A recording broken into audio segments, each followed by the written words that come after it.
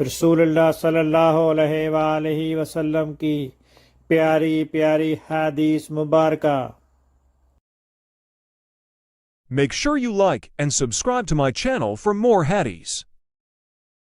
جریر نے بیان کیا، ان سے عامش نے، ان سے مجاہد نے، ان سے طاؤس نے کہ ابن عباس رضی اللہ عنہ نے بیان کیا کہ رسول اللہ صلی اللہ علیہ وسلم کا گزر 2 قبروں پر ہوا۔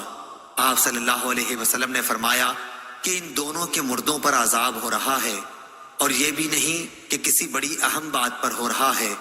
پھر آپ صلی اللہ علیہ وسلم نے فرمایا کہ ہاں، ان میں ایک شخص تو چغل خوری کیا کرتا تھا اور دوسرا پیشاب سے بچنے کے لیے احتیاط نہیں کرتا تھا۔